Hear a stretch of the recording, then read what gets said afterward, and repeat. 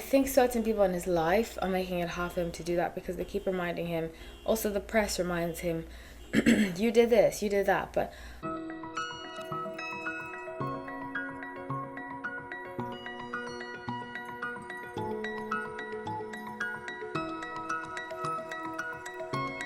hi everyone, welcome back to No Light Time. My name is Hali, so grateful to have you all. Let's get into this reading. I'm really excited to be doing this.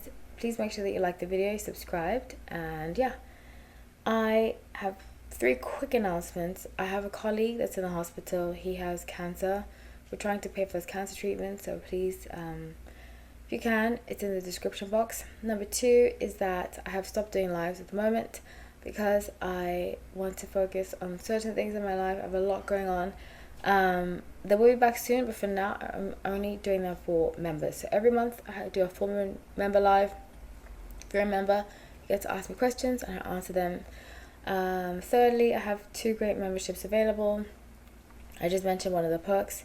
Go to the membership tab and read out the many other ones that I have and click join if you want to become a member. Okay, so I'm doing Zayn Malik. I haven't done an update on him in a while. I'm using the Muse Tarot. I feel like he's very quiet and that's why I don't really do a lot of updates about him. I think he's doing lots of growth on himself. I did say in his prediction of this year he's going to meet somebody, which I'm excited about, but I must applaud him. He has done a lot of work on himself, and especially the Sun in Capricorn.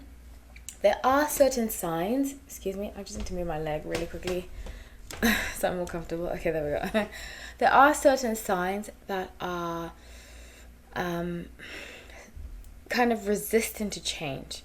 And I found that with Sun and Capricorns. You know, Sun and Capricorns are the type, and it's not bad, it's just not for me. A lot of Sun and Capricorns I clash with because I find them to be very stubborn, which their stubbornness can be good because it gives them strong work ethic, but they can be stubborn in hearing other people's opinions.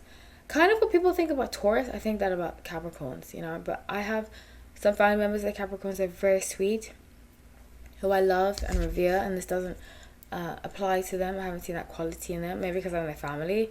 But on a personal level, with romantic relationships, with friendships, I struggle with Capricorns because they can be very, very stubborn. So I applaud Zayn for breaking that habit because he has worked on himself. He has apologized. He has humbled himself, which I find a lot of Capricorns do not do. They have difficulty being vulnerable and accepting that they can be wrong too. They'll often deflect, you know, and everybody has the ability to be wrong. That's why we say sorry, and that's why we move on, and that's why we forgive. We forgive ourselves, we can forgive others. So, like I said, I'm using the Muse Tarot for this. The energy that I got was isolation, lots of isolation. He's been in isolation mode for many years right now. Since I started doing his readings, I've gone in isolation. In fact, the whole Yolanda incident inspired, well, a lot of people wrote me to cover it, and I covered the aftermath of it and everything that happened. So go back and watch my videos. I've been covering him a lot, actually, almost 4 years since I started this channel. So the Ace of Swords, he is, like you see here, this kind of reminds me of the McDonald's Hamburglar. I don't know why. Every time I look at this, I'm like, this reminds me of Hamburglar. But jokes aside, he is really focusing on himself. And I feel like he's taking the self-reflection way too hard. You know, I think he's beating himself up a lot about the past, and he's being too hard on himself about the past. I think it's time for him to move on, and I think certain people in his life are making it hard for him to do that because they keep reminding him. Also, the press reminds him, you did this, you did that. But Zayn, people who've done things in the past, if you've changed and you've grown, let it go. There's no point in beating yourself up for what you did before. You know, you may have hurt people in the past. Every person has hurt another person at some point in their lives. It's just the way life is. Have you grown? Have you evolved? If you have, you can let it go. And if you're still dealing with the person that reminds you of what the hurt you did, time for you to distance yourself from them too. Because you can't go back in time. We just can't. We can take the lesson, forgive ourselves, learn, move forward, and use that to not do it again. So I really implore him to explore that journey, because it seems like he's being very hard on himself. So 5 of Voices and the Chariot. I see him getting together like maybe a band. I see him getting together like a band or some kind of small concert. He's really afraid to go into it because he feels like he doesn't deserve it. He feels like he doesn't deserve love. He feels like he doesn't deserve what has the good in life, because he feels really badly about how he behaved.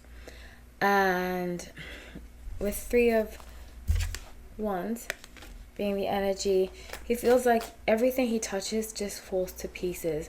It's very sad, very, very sad. So let's see. I really hope he gets out of this, because it's kind of reminding me of a form of depression, you know? Which is, you can be depressed. Everybody has had some form of depression. If you're an adult, you've had some form of depression in your life. But I would love for him to get to the root of it and really work on healing that depression, because he deserves a better life. We all do. If you're working hard to be a good person, not even working hard, but just trying, you know, you don't need to punish yourself for your past. And he's punishing himself, which I really don't like. So let's see, how can he heal from this? Okay, his friends. So he has some friends around him that are concerned about him. 3 of Cups, the High Priestess, and Knight of Wands. He has friends reaching out and so forth. There might come a point where he's really like, I see him locked away in a room and it's dark and they have to come and get him and intervene and say, you know, we don't see this life for you. You deserve better. And he does. He just needs to be reminded of it. But he's really having a difficult, he feels like he ruined his family. But he was with somebody who chose that too, you know. And Yolanda, I believe, set him up. But he's really having a hard time forgiving himself for it. And if you ever find yourself in a situation like this, where you're having a hard time forgiving yourself, ask yourself, are you still that same person? And if you're not, focus on letting it go. Focus on healing. Focus on being present. And, you know, because sometimes past memories can really haunt us, especially if we weren't ideal. You know, I was a troubled teenager. I was not the most ideal teenager.